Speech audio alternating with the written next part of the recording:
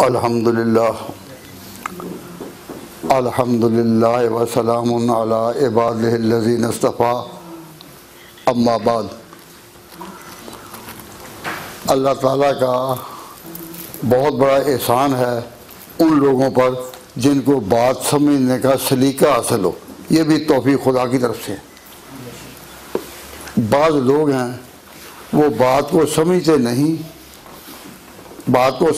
नहीं और मुगालते में ही वो लोगों के लिए एक फितना बन जाते हैं।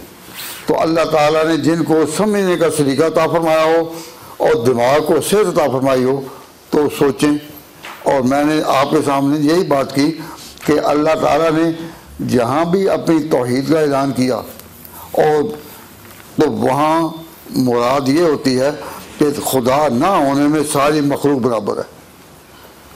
अब एक तालिब इल्म है जिसकी सारी उम्र गुजरी पढ़ने पढ़ाने में।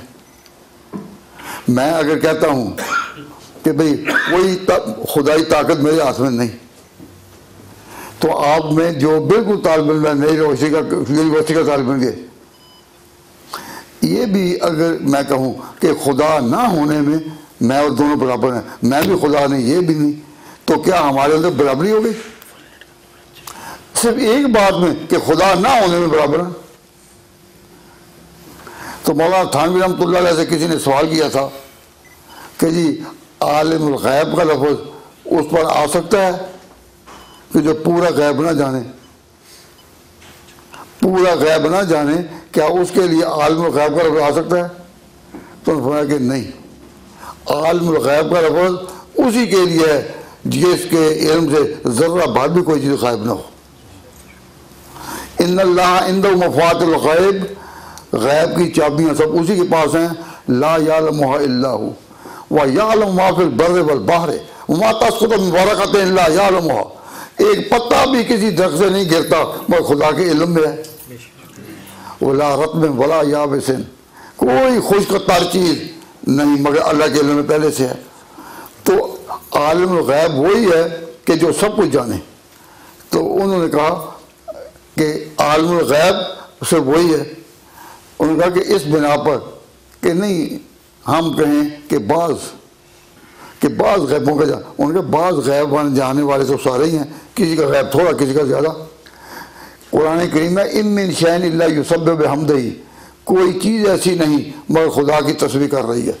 और ये दरख्त जो हैं इनके वो पत्ता जो है वो अल्लाह की तस्बीह कर रहा है। कुरान में इम मिन शैइन, कोई चीज़ ऐसी नहीं इल्ला युसब्बिहु बिहम्दिही मगर वो तस्बीह कर रही है।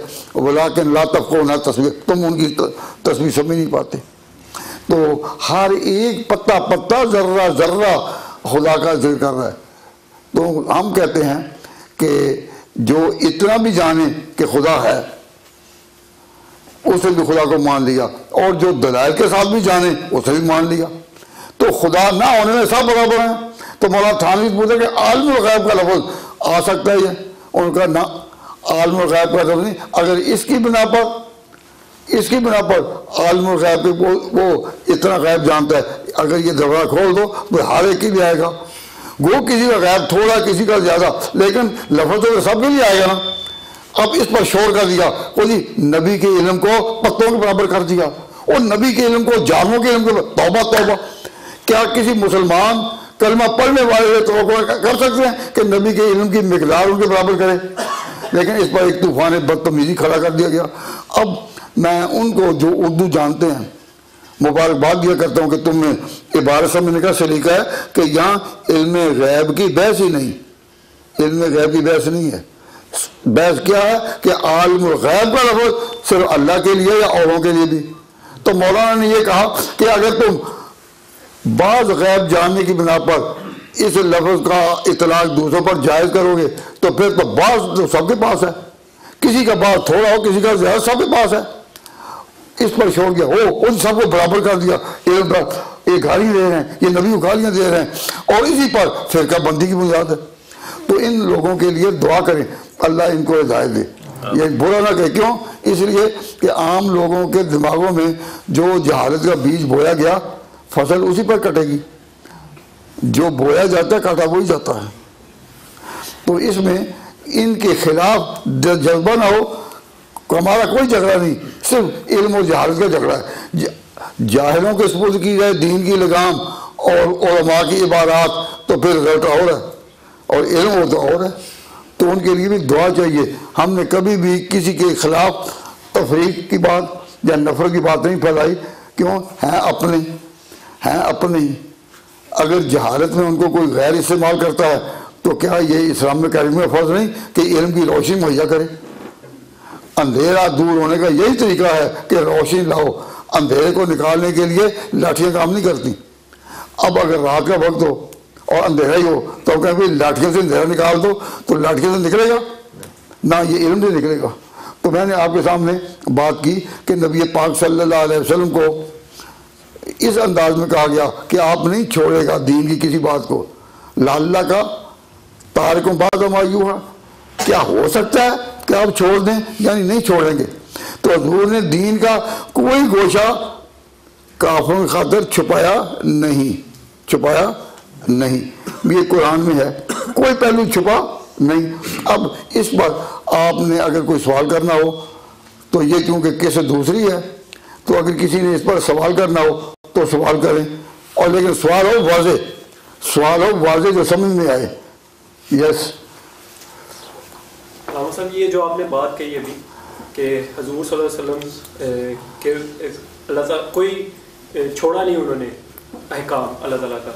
हाँ, क्या कुरान में, क्या हजूर सल्लल्लाहु अलैहि वसल्लम ने कुरान के कुछ अहकामात को छोड़ दिया? नहीं, नहीं, बिल्कुल नहीं। क्योंकि मैंने कुछ लोगों को कहते सुना है कि हजूर सल्लल्लाहु अलैहि वसल्लम ने अपने आखिरी बीमारी के दौरान सहाबा से कलम और कागज़ मांगा, लेकिन सहाबा ने देने से इनकार कर दिया।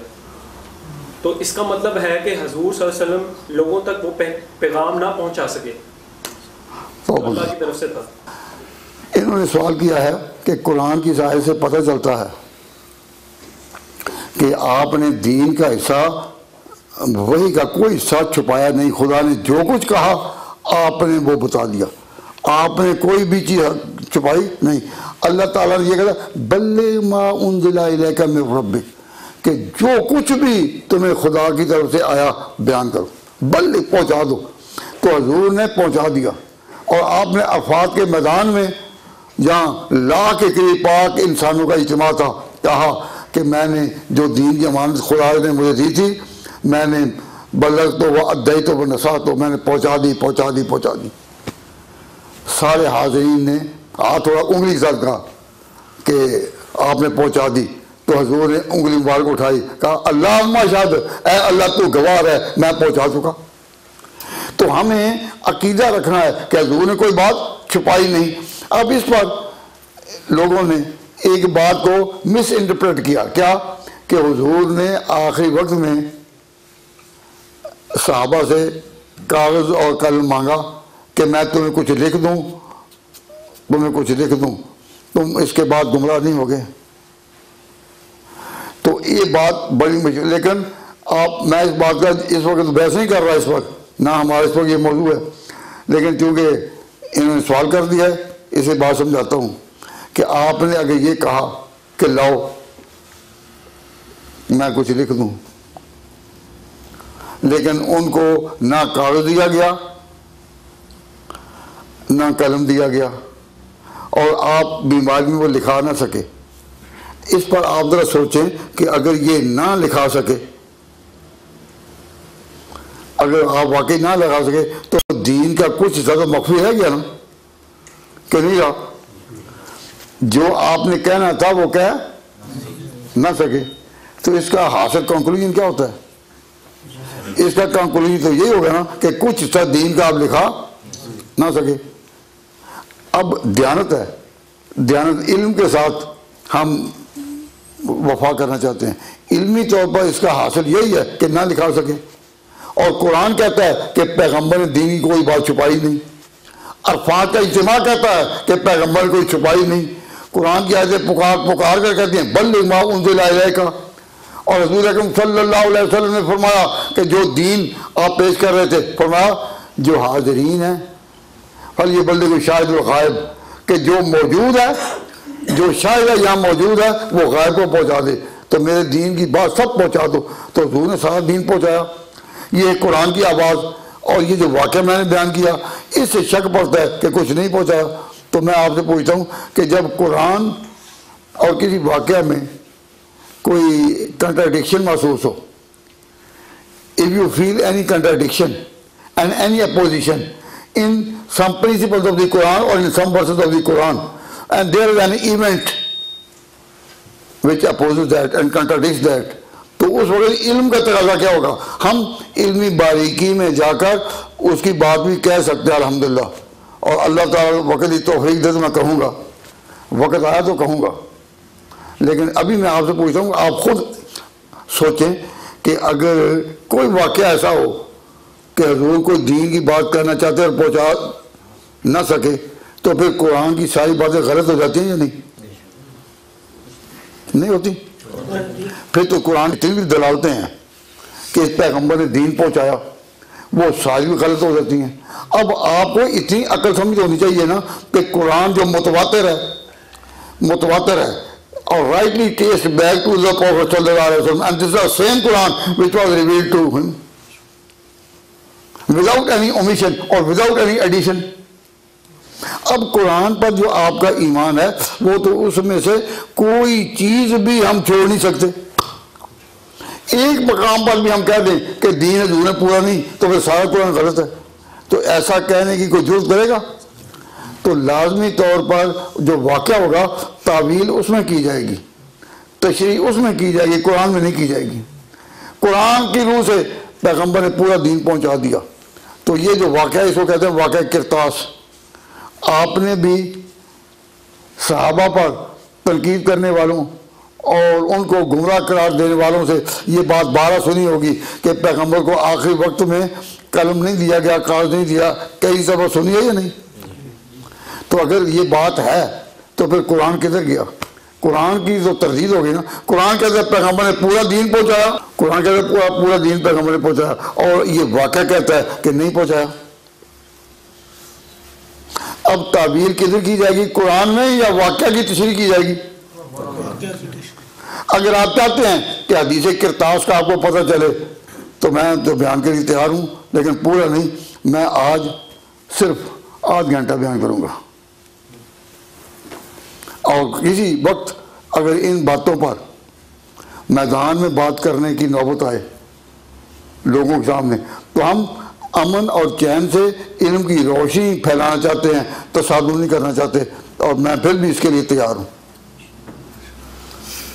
अकल व खिरत के दीवानों एक हंगामा और सही, हमने जहाँ हमेशा हक के लिए हर मैदान में दूसरों को पुकारा भी है, ललकारा भी है, और दम में जब तक दम है कि उसका सुनाते जाएंगे।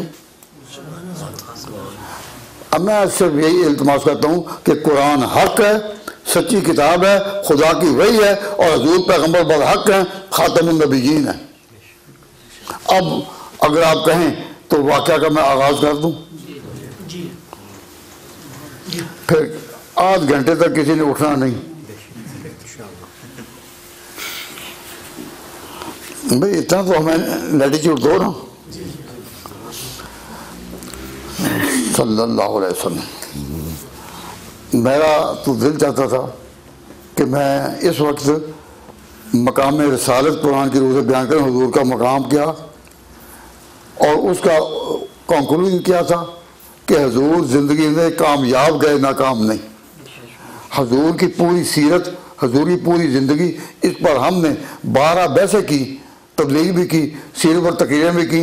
अब वक्त नहीं, लेकिन कंक्लूजन ये है हुजूर दुनिया से कामयाब गए। और मैं इस मसले को साबित कर सकता हूँ अल्हम्दुलिल्लाह, जहाँ भी कोई कहे कि हुजूर दुनिया से कामयाब गए। और कुरान ने ऐलान किया, जा अल हक़ व ज़हक़ल बातिल, जा अल हक़ व ज़हक़ल बातिल इन्नल बातिल काना ज़हूक़ा। हक आया, बातिल गया, और बातिल की शान ये कि जाए। कुरान ने हुजूर की सदाकत के लिए ये ऐलान किया कि जा अल हक़ व ज़हक़ल बातिल इन्नल बातिल काना ज़हूक़ा। अब हम किस तरह ये गुसाई कर सकते हैं कि हुजूर नाकाम गए? और अगर आप ये माने कि हुजूर ने कागज़ मांगा, कलम मांगा और नहीं दिया गया, हजूर बेबस हो गए तो वे दुनिया से गालिब गए या नाकाम? हम नहीं कह सकते, लेकिन अगर ये बात हो शर्त के साथ कि हजूर आखिरी वक्त है, बिस्तर अदालत पर हैं और आप कागज मांग रहे हैं कलम के लिख दूँ, और कौम कहती है नहीं, तो फिर हजूर कामयाब गए या नाकाम? और आखिरी वक्त में किस साथ ये करता है?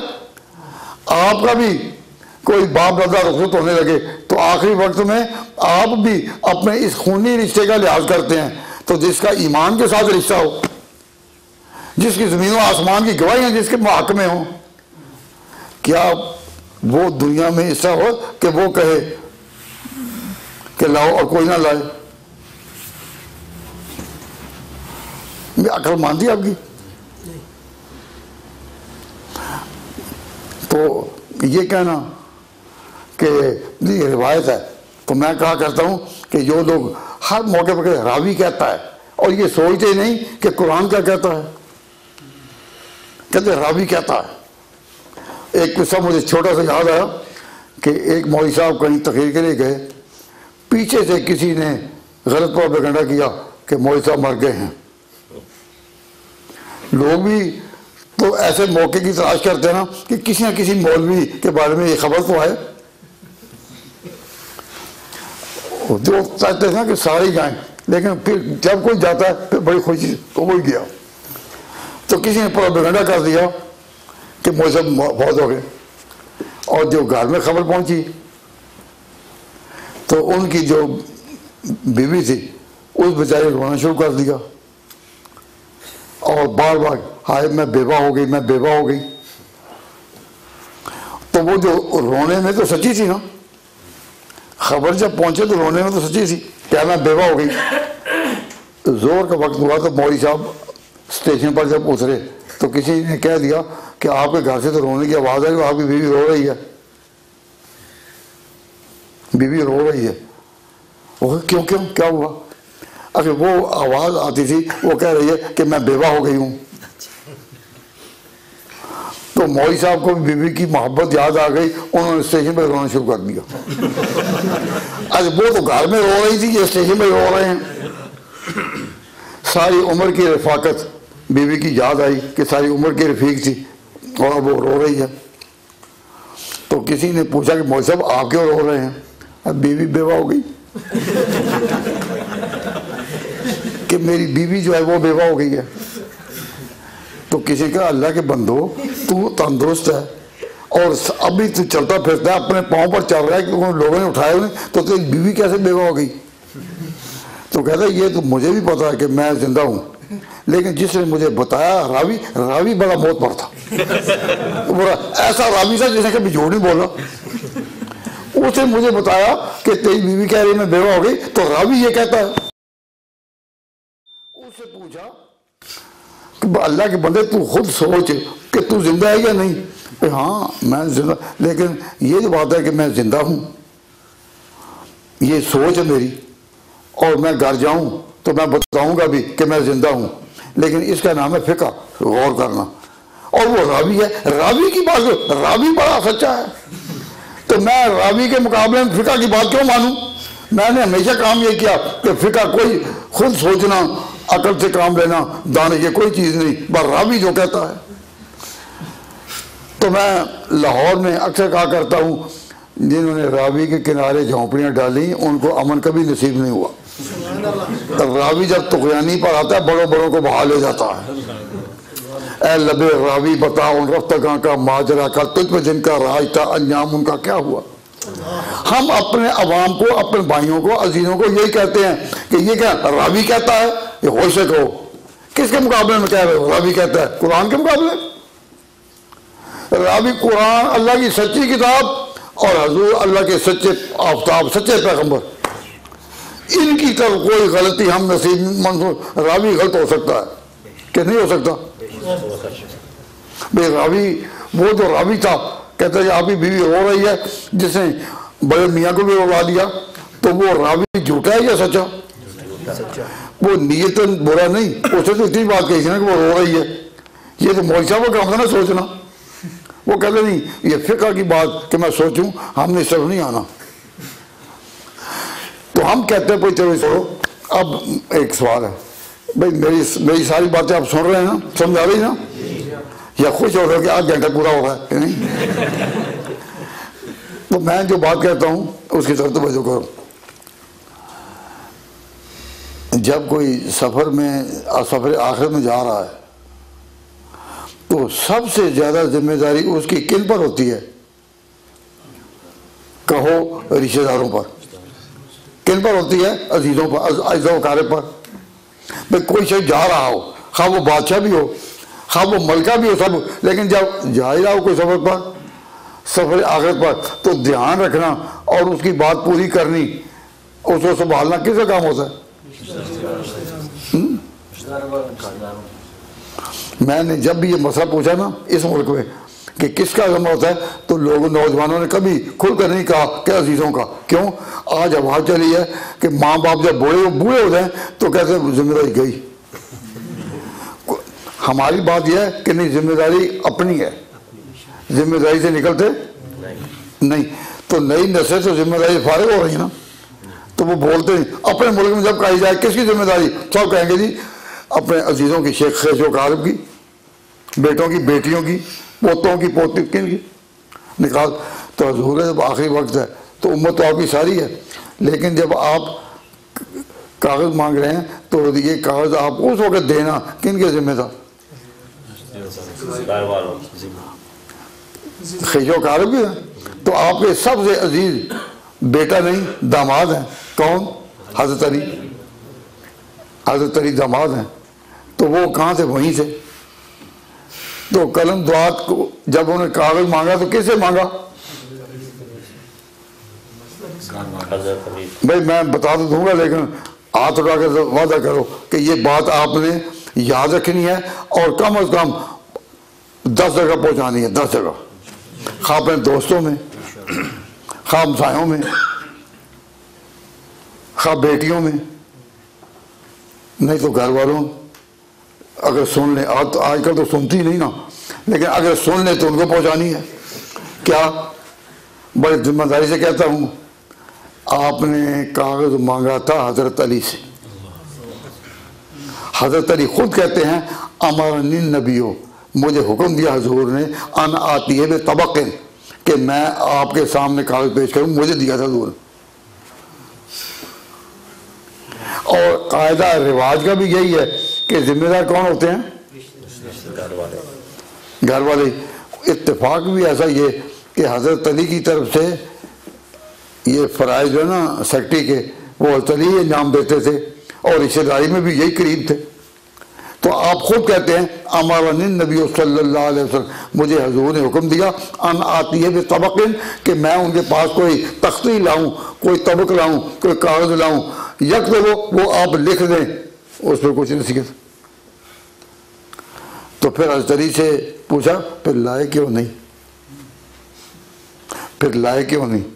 और फरमाया फ़ख़शी तो, कि मुझे डर था कि मैं कागज़ लेने जाऊं तो उस वक्त बाद हजूर की वफ़ात ना हो जाए। मैं कहता हूँ मेरे सामने फ़ख़शी तो अंतफूतनी नफ्सो, कि आपका जो आखिरी सांस है वो मेरे सामने ना हो, मुझे इस बात से डर था तो मैं किया ही नहीं। अब इस वाक़या को अगर साथ मिलाया जाए तो इसके बाद ये मसला हदीस किरतास का पूरा हल हो जाता है। ये नहीं कि अब तक ये प्रोपेगेंडा कि सहाबा ने कागज कलम नहीं पेश किया और ये जानना ही नहीं कि कहा किसको था,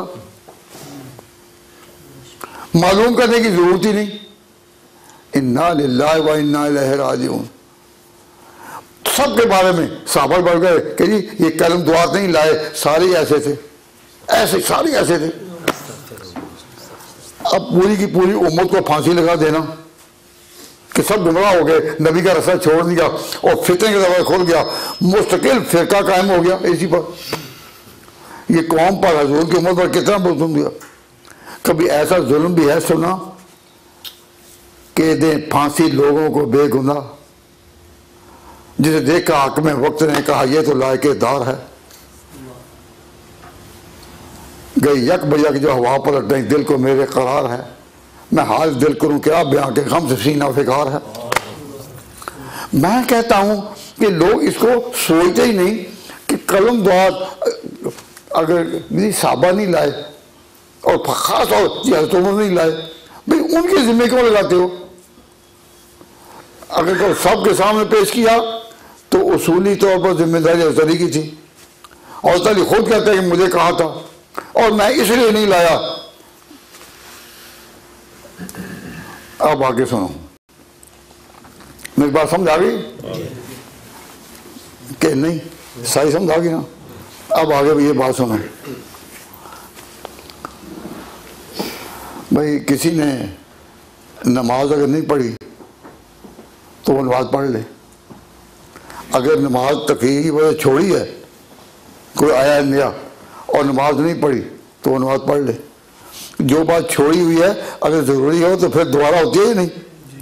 और किसी नमाज जो नहीं पढ़ी और तकरीर में सुनने बैठ गया तो अब वो हम कहेंगे ना फिर पढ़ ले, कि छोड़ी बात फिर की जाती है या नहीं की जाती है? मेरा एक सवाल है और अहले इल्म के सामने एक मेरी सदा है, सोच कर बताओ कि हजूर ने जब कलम मांगा और रज़ी ने नहीं दिया या साहबा ने नहीं दिया तो आपने फिर दोबारा मांगा? अगर चीज़ ज़रूरी हो तो दोबारा उसकी तरफ तवज्जो दिलाई जाती है कि नहीं? और जिसे नमाज नहीं पढ़ी पढ़ ले, जिसे नमाज नहीं पढ़ी पढ़ ले, कहूँगा या नहीं? तो अगर वो बात कोई ज़रूरी होती तो फिर हजूर दोबारा ना कहते लाओ। आप बादशाह थे या नहीं? बादशाह तो कोई शहर नहीं, आप सरबराह सारी उम्मत के थे या नहीं? तो अगर एक बता कोई नहीं रहता तो आपने दोबारा कहा। हम इन लोगों से सवाल 12 कर चुके कि हजूर ने फिर दोबारा कहा तो कह देते हैं कि जी वो बेउम्मीद ही हो गए, उनको उम्मीद ना रही, कहा दोबारा को फिर नहीं लाएंगे, वो दो उम्मीद नहीं लाएंगे। तो मैं कहा करता हूँ कि हजूर को हम ये नहीं मानते कि नाकाम गए हों, मगलूब होकर गए हों। तो हजूर की नाकामी को इस तरह बयान किया जा रहा है कि बहुत सी मुहर्रम की मजालिस हमने खुद सुनी कि मुहर्रम की मजालिस में हजूर को बिल्कुल नाकाम, कुछ नहीं कर सकती। साहबा ने आगे वसीयत नहीं करने दी, अली की खिलाफ को चलने नहीं दिया। वो ऐसे ही ये थे जिस पैगंबर ने यतीमी से उठकर मक्के पर पूरा कब्जा कर लिया, वो यतीम था। एक यतीम ने इतना बड़ा और मक्का फतह हो गया, उस पर इस्लाम का झंडा लहराया। हजूर ने एक एक बुत थे खाना काबा, तो जिसको अल्लाह ने इतनी शान दी हो वो ऐसा ही बेकस हो गया कि कोई बात नहीं। तो हजूर के ने दोबारा ऐसा सवाल क्यों नहीं किया? वहीं से एक साहबी ने ये कहा था कि हजूर इस वक्त बीमारी की वजह से तकलीफ में है, इस तरह मुँह हो, तो आपसे समझ लो क्या कहना चाहते हैं, समझ लो। तो जो लिखना चाहते थे वो मुंतकिल किस में हुआ? जो आप लिखना चाहते थे वो किस में मुंतकिल हुआ? कि ज़ुबानी समझ लो। हज़रत अली को भी जाना ना पड़ेगा। हज़रत अली जो नहीं जा रहे थे कि कहीं वफात ना होते पीछे, उनका बड़ा रिश्ता था, ईमान का भी और खून का भी रिश्ता था। वो अगर नहीं गए तो किसी ने ये कह दिया कि इन्ना रसूलुल्लाह सल्लल्लाहु अलैहि वसल्लम ग़लबा अलैहिल वजह, कि हजूर पर एक वक्त तकलीफ ज़्यादा है, फर्स्ट ऑफ वो पूछ लो, समझो। तो उसी को मैं सलासिन, मैं 3 तुम्हें नसीहतें करता हूँ। एक तो ये कि बैरूनी मुल्कों के वफद, मुख्तलिफ सल्तनतों के वफद और सफ़ीर अगर इस्लामी सल्तनत में आएँ तो तुम्हें रोकना नहीं। तो फरमाया अजीज़ुल वफ़द बिना माकुन तो अजीज़ हम, बैरूनी डेपुटेशन दूसरे मुल्कों के जो सल्तनत अगर आएँ तो तुमने रियासत इस्लामी में उनको रोकना नहीं। जो कौमें दूसरी कौमों से लाताल्लुक़ होती हैं वो सफ़ा हस्ती से मिट जाती हैं। कौम के तौर पर जिंदा रहना तभी होता है कि जब बैरूनी कौमों से, तो हजूर ने अपनी कौम को सबक दिया कौम होने का कि तुम तभी जिंदा रहोगे, राब्ते रखो। कोई दीन की बात माने ना माने, लेकिन अजीज़ुल माकुन तो अजीज़ हम, बैरूनी मुल्कों के नुमाइंदों को, डेपुटेशन को आने देना। नंबर 2, दूसरी बात आपने कही कि आखिर जो यहूदा में जज़ीरतुल अरब के पूरे तुम्हारे इहाते में कोई यहूदी रहने ना पाए, इनको मुल्कों दूसरे इलाके में भेज दो। एक ख़ास खित्ता है इस्लाम का जिसमें किसी गैर को आने नहीं देना, तो इनको तुम भेज दो। ये नहीं कि इनको मारो, ना मारा नहीं, मारने की दास्तान गलत है। जो यहूदी हर जगह कहते हैं कि मैं मारा गया ना, आपने फरमाया अखरजू, इनको निकालो। और निकालते वक्त इतना भी कहा कि अपना साजो सामान ले जाना चाहें तो रोको नहीं। वो एक मुस्तकिल दास्तान है कि साजो सामान किस तरह निकला और किस तरह ले गए। बड़ी कोई इस तारीख पढ़े तो पता चलता है ना कि मुसलमान कौम कैसे उभरी है। तो आपने फरमाया कि यहूदियों को निकालना। किस तरह? कई लोग हमसे सवाल करते हैं कि ये निकाला क्यों गया? इत्तेफाक से मैंने पूछा तुम कहाँ काम करते हो? तो उसने कहा कि मैं बिजली घर में काम करता हूँ, कोई बिजली जहाँ मेन ऑफिस है ना, ये पाकिस्तान की बात है, कि वहाँ काम करता हूँ। तो मैंने कहा कि जब हम कभी जाए ना जो मेन ऑफिस है तो अंदर कुछ भी नहीं, लेकिन अंधेरा ही ले रहा है, हर किसी को वहाँ आने नहीं देते। इस एक जगह ने सारे शहर को एलिमिनेट करना है, रोशनी फराहम करनी है इसने, और ये मेन है। तो यहाँ से जो निज़ाम है हम यहाँ हर किसी को आने नहीं देते। क्यों? हमें पता है कि ये तारें, इनके अंदर क्या क़ुव्वत सोई हुई है और किस क़ुव्वत ने कहाँ इजहार करना है, हम नहीं आने देते। फिर उन हदूद के बाहर पूरी दुनिया उस रोशनी चमकती है। तो जिस तरह एक खास किला है ना बिजली का, अंदर ही अंदर होता है, देखने में अंधेरा ही नजर आए, देखने में वहाँ मशीनरी नजर आए और तारे नजर आए, रोशनी ना नजर आए, लेकिन सारी दुनिया में रोशनी या सारे मुल्क में रोशनी या मोहल्ले में रोशनी या शहर में वहीं से फैलती है ना। इसी तरह इस्लाम का जो पूरा किला है, इस्लाम का, इसमें हजूर का मंशा ये था कि इसमें एक ऐसा हदबंदी हो कि जिसमें गैर मुस्लिम आ ही ना सके। इनमें जो शरारती हैं वो थे इसराइली, तो कहा कि इनको आने नहीं देना, अखरजुल यहूदा मिन जज़ीरतिल अरब। तो एक सियासी बात थी हजूर की, अल्लाह ने जो फरमाया, अब उस पर कोई अमल करे ना करे वो तो और बात है, लेकिन सियासी बात थी। और एक बात जो इमाम नबवी ने लिखी है कि तीसरी बात ये थी कि मेरे बाद मेरी कब्र को सीधा गाह नहीं बनाना,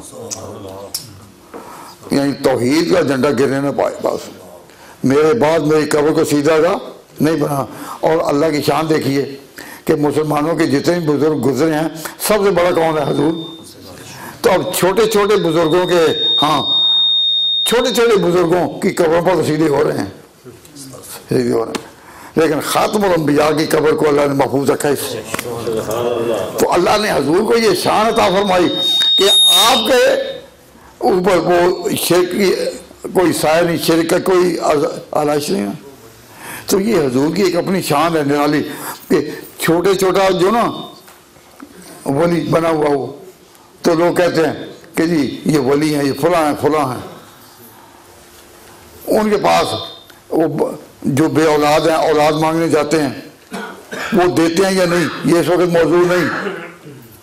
जिन्होंने इसी के नक्शे को देखा है तो गुजारिश ये है कि नबी पाक सल्लल्लाहु अलैहि वसल्लम के रोज़े को अल्लाह ताला ने ये जो शान दी कि वहाँ अब सीधा कोई करने वाला है नहीं। हजूर ने खुद पूछा था, एक सवाल किया गया था कि लोग अपने बादशाहों को सीधा करते हैं, हमारा दिल चाहता है कि हम आपको सीधा करें। आप ना इबादत के लायक वही है क्या तुम अपने भाई की इज्जत करो, इकराम उसका करो। तो आपने सीधे की इजाज़त नहीं दी। तो जब आपने ज़िंदगी में सीधे की इजाज़त नहीं दी तो वफात के बाद सीधा हो सकता है ना। तो जो सीधे करते हैं कब्रों में और उम्मीदें लगाए बैठे हैं वो हम तो यही कहेंगे नादान है। मैंने उनके लिए कोई बुरा लफ्ज़ इस्तेमाल किया? कोई बुरा लफ्ज़ इस्तेमाल किया? इतने क्या नादान है, गलती में करते हैं। और दुआ करो कि अल्लाह ताला बचाए। हम इतनी बात ये कि हजूर ने जो फरमाया कि मैं तुम्हें 3 वसीयतें करता हूँ, तो जो लिखाना चाहते थे वो आपने बता दी, बयान कर दी। तो हमसे किसी ने पूछा कि जी ये तो आपने 3 बातें इरशाद फरमा दी, लेकिन जो लिखानी थी बात ये वही थी या और? देखो वो माने ही नहीं कि जो लिखानी थी ये वही बात थी या और। मैंने कहा कि वो और थी, वो और थी। कि वो क्या? वो भी सही मुस्लिम के हवाले से मैंने पेश की। क्या कि हजूर अकरम सल्लल्लाहु अलैहि वसल्लम फरमाते हैं कि मेरा इरादा था कि मैं ये वसीयत कर दूं कि मेरे बाद सल्तनत को कौन चलाए। मेरे बाद सल्तनत इंतजामी मसला है, कोई दीनी नहीं, इंतजामी मसला था कि मेरे बाद इसको कौन चलाए। तो अल्लाह ने मुझे अपना फैसला बता दिया कि अबू बकर ही चलाएगा। और मैंने अबू बकर को नहीं कहा कि तुम चलाओ ना, उनको खड़ा किया नमाज के लिए, तो फिर अपने लिए नमाज के लिए। लेकिन जानशीनी का जो है फैसला ये मतलब कौम करेगी। फरमाया कि मुझे अल्लाह ने बता दिया कि या बल्ला वल मोमिनूना इल्ला अबा बकर, कि अल्लाह और मोमिनीन का सारा इज्तिमा जो है वो अबू बकर के सिवा किसी आगे नहीं करेंगे। तो मैंने फिर अब नहीं लिखाया। तो रूह खुद फरमा गए कि जो लिखने की बात थी अब वो उसको कैरी ऑन नहीं करना आपने। ये हदीस मौजूद है और इसके लिए आप यकीन करें कि इसके साथ इस वाक़या को, हदीस किरतास को काल पेश ना करने को कुरान के पूरे मज़ामीन के साथ तत्बीक हो जाती है या नहीं? This is a plausible interpretation between these two lines कि पैगंबर कामयाब है और ये वाक़या क्या है, इन दोनों के दरमियान तत्बीक क्या है कि हजूर ने खुद ही इरादा फरमा लिया और कह दिया कि खुदा ने मुझे इतला दे दी है कि अबू बकर के सिवा किसी का फैसला नहीं होगा। अब बात तो सारी हाल हो गई, कोई बात छुपी रही है? अब इस अंदाज में अगर बयान करें तो झगड़ा खत्म होता है, और अगर इस तरह करें तो फिर मानना पड़ता है पैगंबर नाकाम। हम पैगंबर को नाकाम किसी तरह भी मान सकते हैं? कुरान पुकार कर कहता है उस पैगंबर के गालिब होने का, और कुरान ने कहा वल्लाहु गालिबुन अला अमरे, वल्लाहु गालिबुन अला अमरे, अल्लाह अपने मामले पर खुद गालिब है। तो हदीस किरतास की बात जो वो समझा गई ना कि हजूर ने जब कहा, अब हमने मुहर्रम के मौके पर लोगों की ये पुकार कर सुनी कि जी साहबा ऐसे मुखालिफ थे कि पैगंबर की वफात भी हो गई, दफन करने को तैयार नहीं थे। अल्लाह के बंदो, अकल मानती है इन बातों को। एक दफ़ा एक ऐसे मुहर्रम के जुलूस के पास से गुजरते हुए मैंने खुद ये आवाज़ कर दी कि लाशा नबी का ताब बेगोरो कफन पड़ा, लाशा नबी का ताब, माज़अल्लाह तौबा तौबा, लाशा नबी का ताब बेगोरो कफन पड़ा, वह हो रहा था तख्ते खिलाफत का फैसला। कि साहबा माज़अल्लाह ऐसे थे कि खिलाफत के भी कि खलीफा कौन बने, सकीफा बनी साइदा में कटे। लाशा नबी का ताब बेगोरो कफन पड़ा, वह हो रहा था तख्ते खिलाफत का फैसला। ऐसी खिलाफतों का बताओ उसूल क्या?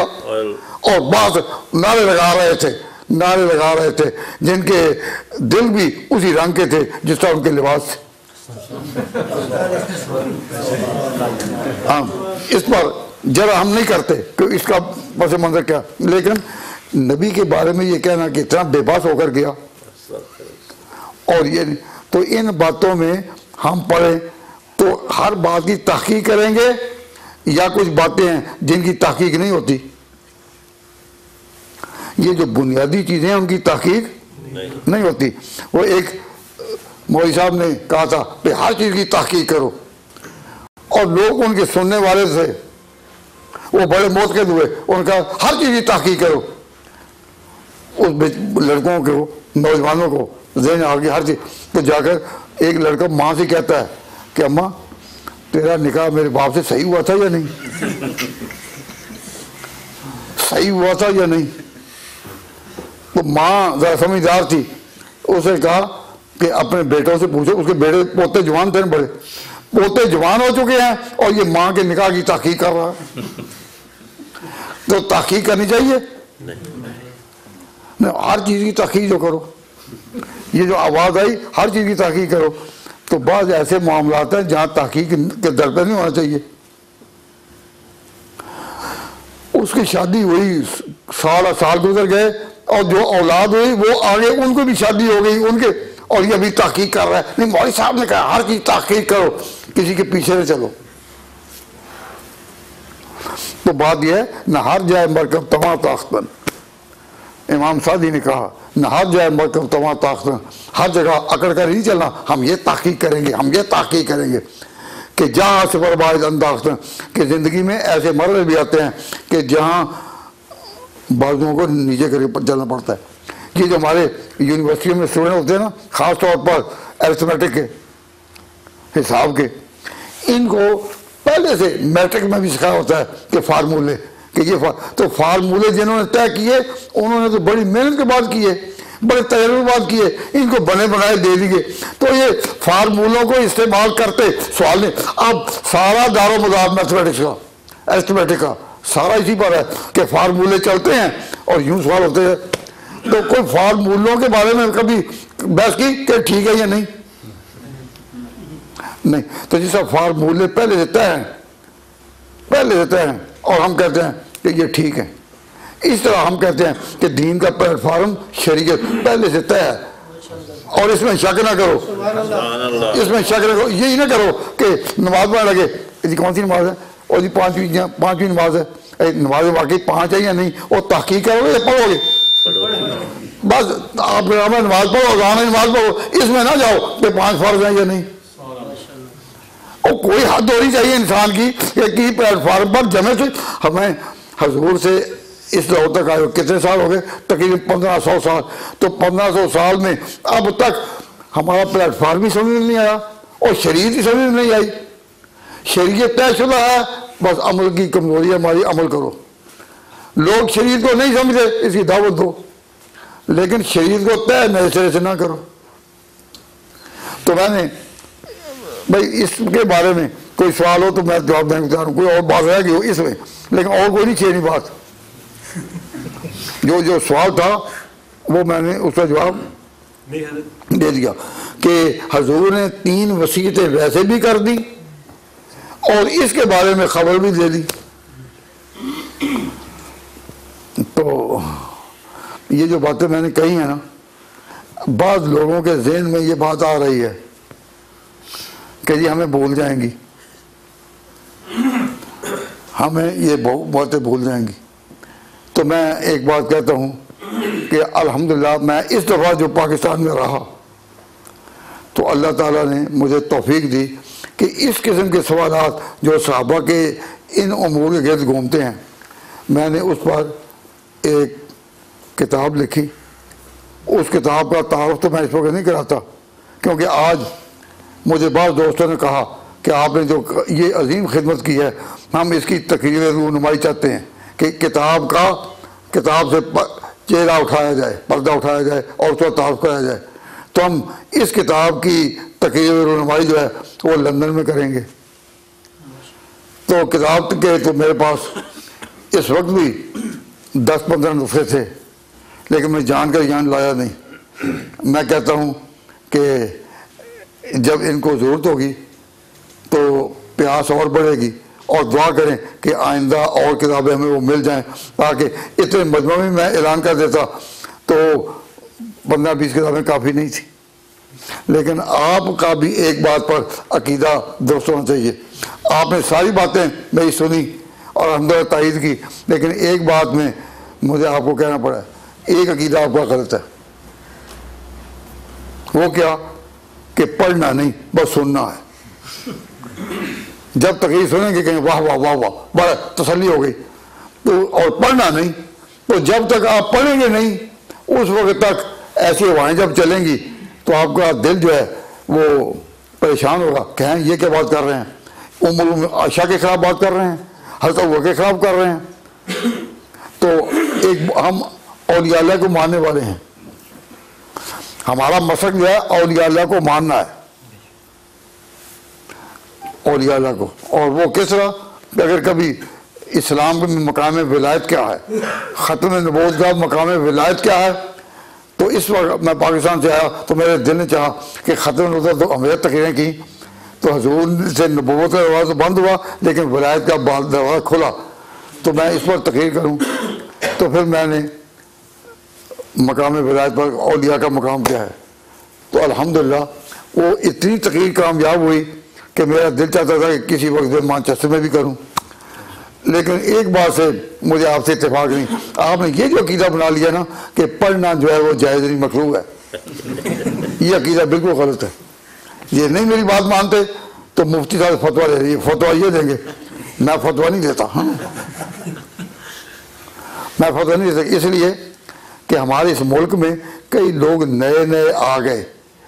मैंने आया तो कई नौजवान आलिम नए उठे और उनका वो मसलक और अकीदा सही नहीं जो हमारा है। तो अभी ये शफील में एक बड़ी कॉन्फ्रेंस थी, रिसालत कॉन्फ्रेंस, मैंने भी वहाँ तकरीर की, तो वहाँ मैंने खुद एक मुकर्रर सुना, उसका नाम और काम सुना। अब यहाँ आकर मुझे पता चला कि उन्होंने कहा कि मैं सिर्फ अमल में हनफी हूँ, अकायद में नहीं। तो मैंने कहा कि उसको फिर आगे क्यों कर दिया? तो आगे जब वो बयान कर रहा था सब कहे वाह वाह वाह वाह, और अपना अकीदा उन्होंने पढ़ना ही नहीं। तो मैंने उनसे कहा, अपने आदमियों से, कि तुम जो नहीं समझते कि अकीदा किसे सही है, तुमने कुछ पढ़ा भी है? अरे नहीं, पढ़ने की तो हमारी आदत नहीं। तो मैं कहता ये अकीदा गलत है। जिसका ये अकीदा हो कि पढ़ना मकरूह है वो गलत अकीदा है उसका। आपका क्या अकीदा है कि मकरूह है? हमने इस अकीदे को तोड़ने के लिए जब कुरान बयान करते हैं दर्ज देते हैं यहाँ, तो आपके सामने कुरान ही फैला रखा है ताकि ये अकीदा आपका कहीं टूट जाए कि पढ़ना जायज़ नहीं। तो कुरान भी देखते नहीं है। तो मैंने यहाँ बड़ी मेहनत की है। यस एक सवाल है कि यहाँ के स्टूडेंट जो है वो कहते हैं हर बात तहकीक के बाद आगे चलेंगे, हाँ, और शरीयत को पीछे कर रहे हैं, उनके लिए क्या मैसेज है?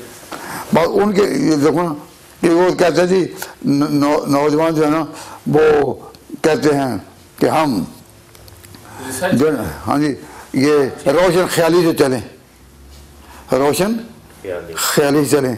तो इसके लिए इतना एक जुमला याद रखें कि ये जो रोशन ख्याली का ये ख्याली बात है, तो ये ख्याली है, ख्याली रोशनी। रोशन ख्याली क्या है? कहो ख्याली। रोशन ख्याली क्या है?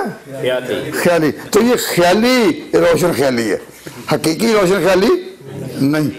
तो कोई भी कहे रोशन ख्याली तो आप पहले एक लेवल पर आते ख्याली कि ख्याली रोशन ख्याली। जो हकीकी रोशन ख्याली है वो हुजूर के कदमों और सहाबा के कदमों के नीचे है। हुजूर और सहाबा के कदमों के नीचे जो है वो है हकीकी रोशन ख्याली। और ये रोशन ख्याली क्या है? ख्याली रोशन ख्याली। तो हमारी तालीम जो मदारिस में दी जाती है वो ये कि तुम्हारे अकायद की किताब नस्वी है, शरह नस्वी, आगे उसकी शरह है ख्याली। तो हमने ख्याली को मतन नहीं बनाया, मतन हमारा नस्वी है, नस्वी, और ख्याली जो है उसकी शरह है। हम ख्याल के खिलाफ नहीं, लेकिन इसको शरह में लाओ, मतन में नहीं। तो इस वक्त क्या है कि ख्याली रोशन ख्याली है और हमारे अकीदे का मतन नस्वी है और शरह उसकी ख्याली है। अब जो दुआ करें, तो मैंने एक ऐलान ये करना है कि किसी को कोई शक हो इन चैनल की बात सुनी, यानी हज़रत आयशा के बारे में, हज़रत अबू बकर उमर के बारे में या सहाबा के बारे में कोई तरद्दुद हो और कोई शक हो, तो एकेडमी में इंशाअल्लाह हर रोज़ जोर की नमाज के बाद कोई ना कोई आलिम यहाँ बैठे होंगे, वो अपना शक लाओ और अपना शक पेश करो। हमारा तरीका यही है कि उसके लिए कोई लड़ाई की बात नहीं, झगड़े की बात नहीं करनी, अपना शक लाओ। और इंशाअल्लाह हम एकेडमी की तरफ से कोई ऐसा वक्त नहीं आएगा कि यहाँ कोई शुबा लेकर आए और उसको जवाब ना हो, यहाँ भी और वहाँ भी। मैं इस मुल्क में हूँ या नहीं, इंशाअल्लाह अज़ीज़ आज से मुद्दतों पहले 77 में अकेडमी ने जो यहाँ हल्फ उठाया था और हमारे कारकुनों ने और साथियों ने कि हम हक की बात कहते रहेंगे और हमारा मसलक आले सुन्नत वल जमात जो हुजूर और सहाबा की इताअत में हमने इस बात कायम की। और अल्हम्दुलिल्लाह मैं एक खुशी से बात कहता हूँ कि मैंने यहाँ 30-40 साल तक जो खुदा के नाम की आवाज़ उठाई है, तो यहाँ जितने भी अरकान मेंबरान अकेडमी रहे, किसी ने अब तक दीनी आवाज़ में मुझ पर कोई पाबंदी नहीं लगाई कि ये बात कहनी है, ये नहीं कहनी। उन्होंने कहा हमने ये कायम ही इसलिए किया है कि हक की आवाज़ आपके बयान करते। और मैं अल्हम्दुलिल्लाह खुश हूँ जितने हज़रात ने मेरे साथ तावन किया, मैं दिल जान से उनके लिए दुआ करता हूँ, अल्लाह ताला उनकी आखिरत बेहतर फरमाए। और मैंने अब भी ये कहा है कि दम में जब तक दम है जिक्र उनका सुनाते जाएंगे। आले सुन्नत वल जमात का जो बुनियादी अक़ीदा है सहाबा के इत्तिबा का, हम जब तक अल्लाह ताला ने ज़बान दी, जब तक क़ुव्वत दी, आवाज़ दी, मैंने बयान करने में कई लोग अब भी मुझे कहते हैं, जवान उलमा कहते हैं हम तो आध घंटा बोल कर फिर कहते हैं कि कुछ रेस्ट कर लें, और आप बोलते हुए जब शुरू हो जाएं तो वो बात ख़त्म करते ही नहीं। तो मैंने कहा भाई वो मैं नहीं बोल रहा, मेरा ईमान बोल रहा है, माशाअल्लाह। मैं नहीं बोलता। जिस तरह बाज़ लोग होते हैं और वो ऐसी वैसी जब बातें करते हैं ना, तो कहते हैं ये खुद नहीं बोल रहा, इसका पैसा बोल रहा है। कहते हैं ये नहीं कि नहीं सुना, ये खुद नहीं बोल रहा, ऐसा बोल रहा है, ये खुद नहीं बोल रहा, पीछे कौन बोल रहे हैं। तो मैं भी कहता हूँ मैं खुद नहीं बोल रहा, पीछे मेरा ईमान बोल रहा है।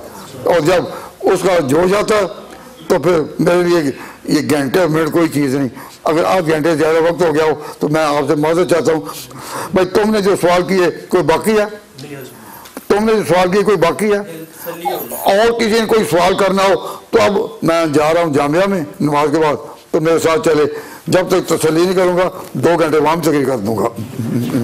अब नमाज मगरिब के लिए जिनका वुज़ू नहीं वो वुज़ू कर लें और ये दुआ करें, रब्बना तक़ब्बल मिन्ना इन्नका अंतस समीउल अलीम व तुब अलैना इन्नका अंतत तव्वाबुर रहीम रब्बना ज़लमना अनफुसना व इन लम तग़फिर लना व तरहमना लनकूनन्ना मिनल ख़ासिरीन। ऐ परवरदिगार, जितने अजीज़ों, नौजवानों ने और बच्चों ने इस मजलिस में तेरे दीन की बातें सुनी हैं, या अल्लाह उनके ईमान को रोशन फरमा, उनके ईमान को मजबूत फरमा, उनके ईमान को कायम फरमा, शुबहात को शकूक को उनके दिलों से निकाल दे, और बैरूनी हवाएँ अकायद के खिलाफ जितनी भी जहरीले हवाएँ चल रही हैं, या अल्लाह उनसे इन नौजवानों और इन मुसलमानों के ईमान को महफूज फरमा, इन सब के ईमान को महफूज फरमा। जो तूने तौफीक अता फरमाई अमल की, या अल्लाह अमलों की हिफाजत की तौफीक अता फरमा। अल्लाहुम्मा सल्लि अला मुहम्मद व अला आले मुहम्मद कुल्लमा ज़करहु ज़ाकिरून व कुल्लमा गफ़रन ज़िक्रिही गाफ़िलून व सल्लल्लाहु तआला अला खैर ख़ल्क़िही मुहम्मद व आलिहि व सहाबिही अजमाइन बिरहमतिका या अरहमर राहिमीन।